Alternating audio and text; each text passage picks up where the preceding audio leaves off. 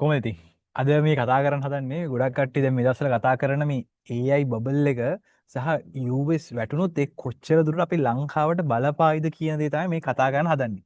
හැබැයි මේකට මම අද තීරණය කරා ගන්න IPOs. මොකද මම දැක්ක පොඩි පැටර්න් එකක් මේ IPOs එක්ක සහ මේ අපිට පහුගිය කාලයක් තිබ්බනේ ලෝකයේ මේ ආර්ථිකය තුල එක දේව ඩොට්කොම් බල්ල කිය තිබා ඉටවස 2008 වල අපේ තිබා ක්‍රෑශ් එක ඉරසේ කොවිඩ් එකාව ඔය වගේ දේවල් හිද මාකට් ගොඩක් ක්‍රෑශ් වුනා එතකොට ඕකත් එක්ක පැරල් ගිය දෙයක් මට හොයාගන්න පුළවුණ තමයි IPO නැත ඉනිශය පබ්ලික් ඔෆරින්ස් USA වල ඉතින් ඒ ගැන්ත අද කතා කරන්න කොට හේතුවත් තියෙනවාට මතක ඇතිම ස්පේසෙක් ගැන කතා කර එතකොට ස්පේසෙක් වල මං කිව්වා මේක ලොකු ඕ වැලිවේෂන් එකට මේගොල්ලු එන්නේ සහ මේක මෙහම උනොත් හෙම මොකද මෙතන ගොඩක් ඉන්වස් කරන 75 බිලියන් ඉන්වස් කරන කියන එක කම්පැනිකට එතන ලොකු රිස්ක් එක හරිද මොකද එතන සම්පූර්ණ සල්ලි තියෙන තකොට සල්ලිවලට හරි වටනකම කාව නැත්තං ඒ සල්ලි එතන හිර වෙන තකොට ඒක කෙලිම වේස්ට of මනි වෙන ඒම් වෙලාවක මේ අද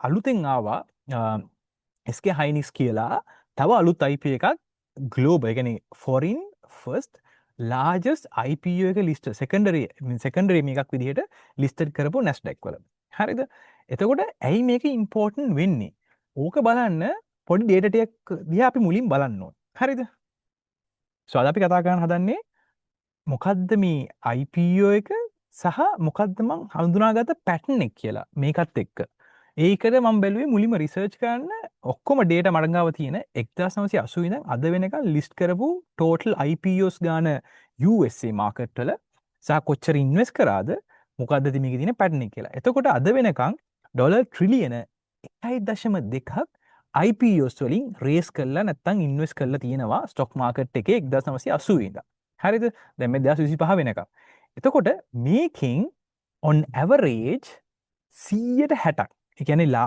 අන්තිම අවුරුත්තුන මේ අධ්‍යාසිසි විසිහයිටක මෙතන මිස්සලා තින විසි පහින්ද අපි අවුරුත්තුනක් කිය විසි දෙක වෙනක ඒ වෙනකම් කවරරි දසිතකිනම් ඉන්වස් කරොත් එයාට ඒ ඉනිශල් ඉන්වස්මෙන්ට් එකින් අදට ලොස් වෙලා තියෙනවා 160ක් ඇවරේජ් හරිද ඊට තමතරව පෙදා ස්විස්සේ ලොකු දෙයක් වුණා එතන විතරක් 178ක් ලොස් වෙලා තියෙන ඔය උනේ දෙයක් විශ්ෂ තමයි වට මතක ඇති ආව ස්පැක්ස් කියලා අලුතෙන් එක පාර අවුරුද්දක් ඇතුවද IPO 300 ගානක් විතර රෙජිස්ටර් කරා.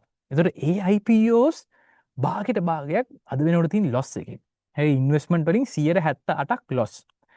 ඉතින් ඕක තමයි රියල් සිටුේෂන් එක IPOs වල. හැබැයි ඇයි මේ IPOs ඉම්පෝර්ටන්ට් වෙන්නේ? ඕක තමයි බලන්න ඕන දේ. එතකොට ඔයාට පේනවා මේ ට්‍රෙන්ඩ් එකක්. හරිද? මේ තියෙන 1980 ඉඳන් ප්‍රී bubble and then post bubble කොහොමද මේක හැසිරුණේ කියලා. දැන් මුලින්ම අපි කතා කරොත් එම 1980 ගණන් වල බබල් එකක් වෙනවනේ. එතකොට ඒ බබල් එකට පස්සේ ආයි මේන්ම බබල් එක වෙන්නේ .com බබල් එක 2000. හරිද?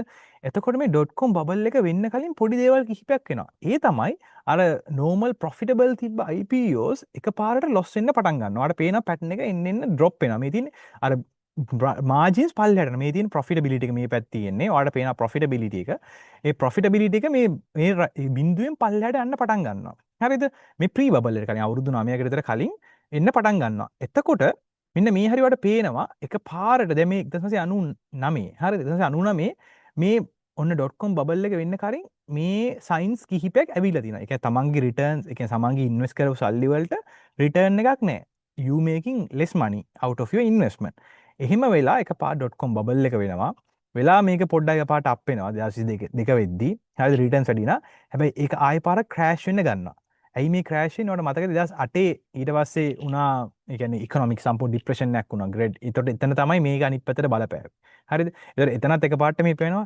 ඒ සර්කල් එකෙත් එක පාර රිටර්න්ස් එන්නේ අඩු වෙලා තියෙනවා ඊට පස්සේ ආයෙ පාරක් කොහොම වැටුණා වැටිලා දැන් ඊට පස්සේ කාලයක් අවුරුදු ගාණක් කන්ටිනියු වුණා කන්ටිනියු වෙලා ඔය සැස් කියල ආවන ඇස යුනිකෝන් කියන මේක ආවා දස් දාසි දස් පහල වගේ තකොට ඔන්න අයි පාර රිටර්න් එන්න ගත්ත මාකට IPOs ප්‍රොෆිටබල් වෙන ගත්ත හැබැයි අන්තිමකුදුන දෙයක් සිස්සම් දහට පීක් වෙලා එක පාට දෙයක් දානමීන දෙයක් විස්ස වෙනකම් ඔක්කොම මෙන්න ඩ්‍රොප්පෙන්න්න පටන් ගත්තා හරිද ඊටවස ඕකම ඇතුළේ තමයි කොවිඩ්ඩාවේ කොවිඩ්ඩාවට පස්සේ මෙතන ලොකු මේකක් ඩ්‍රොප් වුණා දැන් මේක සිගනල්ලේ මොකද ඔයිට කලිනුත් දැන් ඔය වගේ අප්පන් ඩවුන් වෙලා වාට මතකති බින්දුව ආසන්නෙන් ඇවිල්ලා එක පාට මේ .com එක තප්පෙනවා.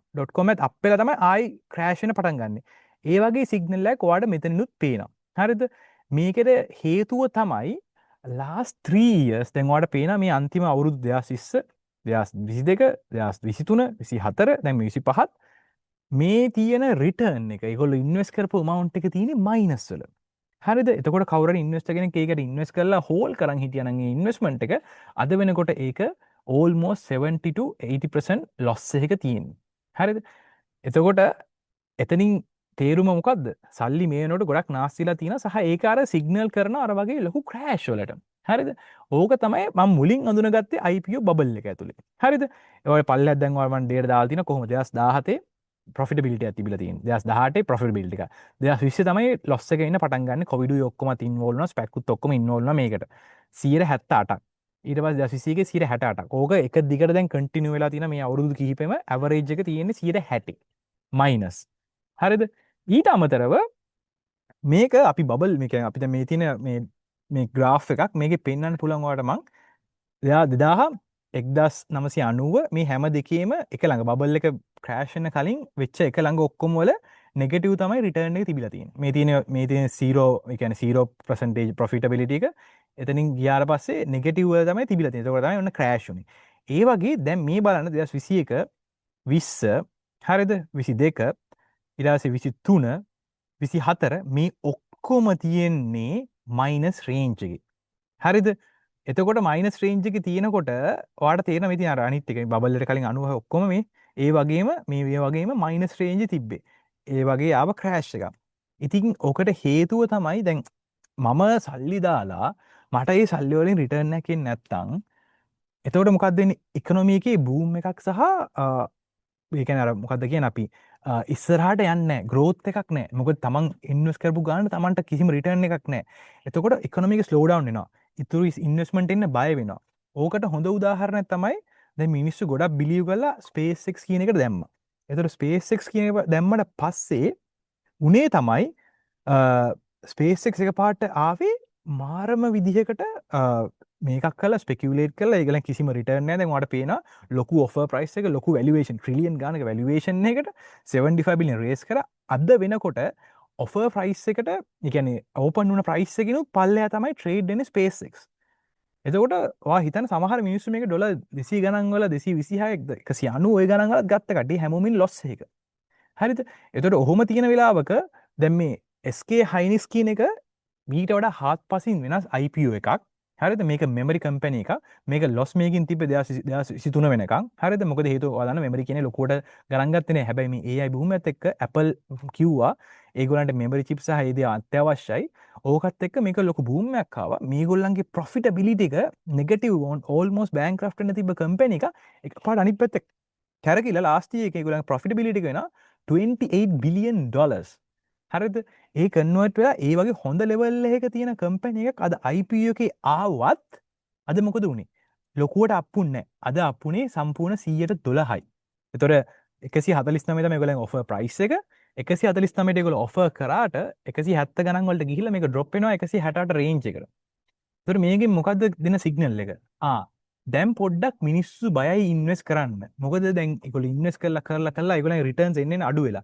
එතකොට මේ වගේ කම්පැනි එකක් අර ආපු ඒ පීක් එක මිනිස්සු කියලා නෑ මේක තමයි ඊළඟ හොඳම කම්පැනි මේක මෙච්චර කප් වෙනවා කියලා ආවට ඒ රිටර්න් එක ආවේ නැතුණ ගමන් මිනිස්සු පොඩක් බය වෙනවා. ඇයි මේ SpaceX කියන එක අරම ඇවිල්ලත් ඒක 112ක් 114ක් ෆස්ට් ඩේ රිටර්න් ගත්තා. බට් මේ කම්පැනි එක මෙච්චර ප්‍රොෆිටබල් වෙලා මෙච්චර රෙවෙනියු තිබිලා ඒක තියෙන්නේ දැන් නෝමල් රේන්ජ් එක. ඉතින් ඕක ලොකු ක්වෙස්චන් එකක්. හරිද? ඉතින් ඕක තමයි අපි හරියට බලන්න ඕනේ. ඒ හින්දා තමයි අර අපි කියන්නේ ජංක් versus quality බලන්න ඕනේ කියලා. ඉතින් මෙච්චර කාලයක් වෙච්ච IPOs වලට බලන්න පුළුවන් කොච්චර ඔෆර් ප්‍රයිස් ඒ කියන්නේ ඔෆර් ප්‍රයිස් එකෙන් බිලෝ කීයද?